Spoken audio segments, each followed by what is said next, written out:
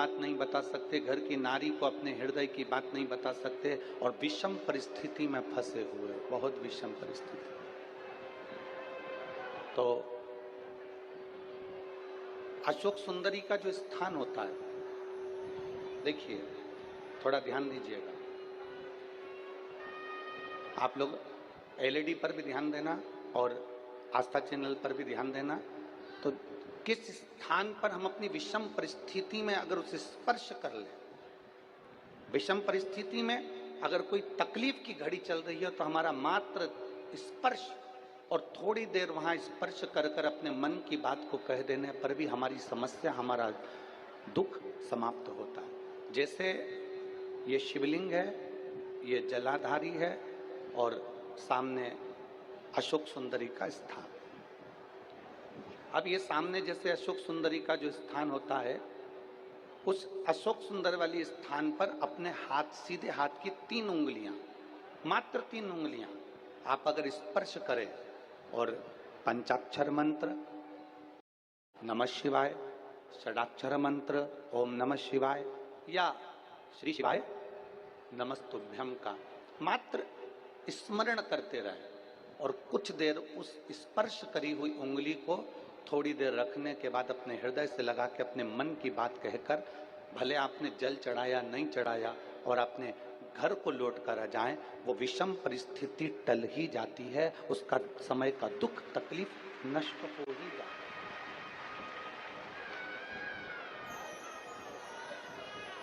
वो एक विषम परिस्थिति को टालने का स्थान।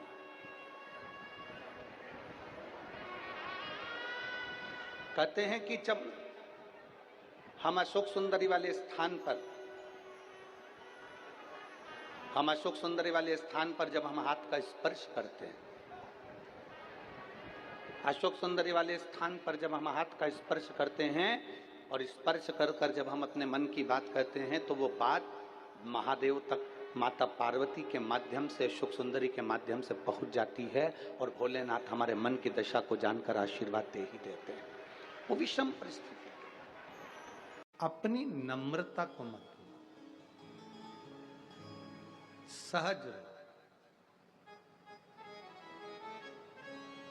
इतने नम्र बन जाओ कि देवाधिदेव महादेव जैसी नम्रता आपके भीतर हो। कितना दुख था मेरे शिव जी के पास, जहर का कटोरा लाकर दे दिया और कह रहे हैं पियो।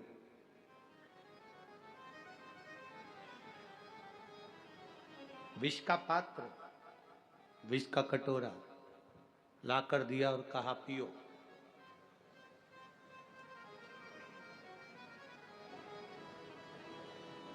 गंगा भी अगर पृथ्वी पर आ रही है तो वो कहती है कि मैं शिव की जटा में बैठूंगी।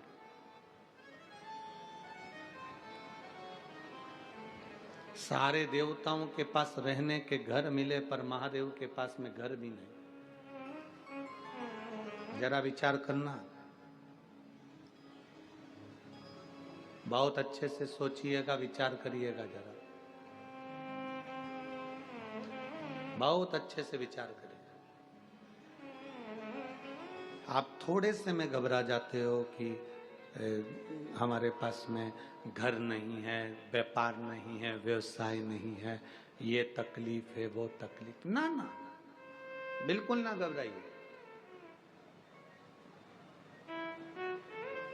शंकर जी को जल चढ़ाने से बल मिलता है। हम जब देवाधिदेव महादेव को जल चढ़ाते हैं तो शिव जैसा बल हमारे पास में आता है कि सामने जहर भी आ जाएगा तो मेरा महादेव मेरे साथ में है, मैं जानती हूं रत्ती भर तकलीफ नहीं है। एक रत्ती की तकलीफ नहीं आएगी, मैं ये जानती हूं।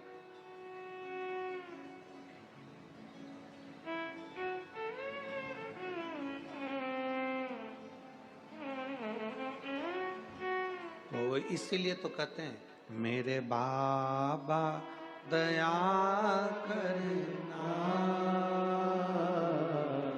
मैं तेरे भरोसे हो, भोले बाबा दया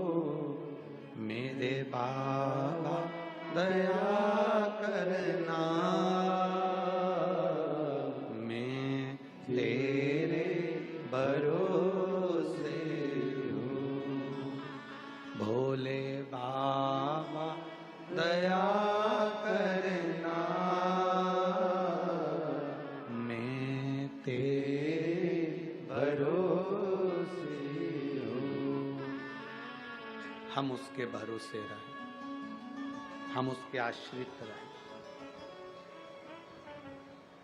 सोचिए जरा, घर नहीं है भोलेनाथ जी का, अमृत नहीं दिया गया भोलेनाथ जी को, विष का कटोरा ला कर दिया। ना घर है ना अमृत है, और दुनिया में कोई देवता इतना बदनाम नहीं जितना महादेव बदनाम है। लोग क्या कहते हैं, ये गंजेड़ी है भंगेड़ी है। बोलो सही है कि गलत है?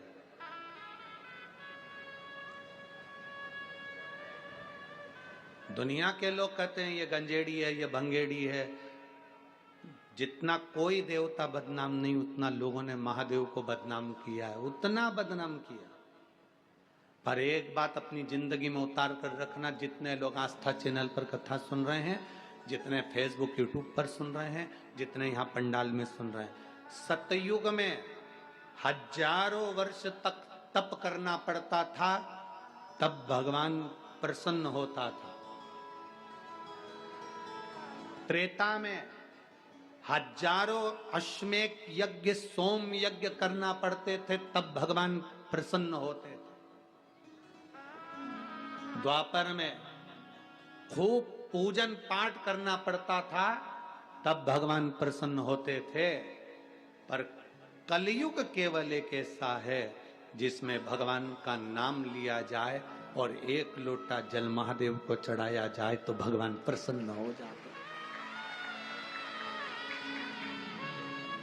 इसीलिए तुलसी बाबा ने यहाँ लिखा कि कलयुग केवल नाम आधारा, सुमर सुमर नर उतरहि पारा। कलयुग में केवल नाम आधार की शिला कही।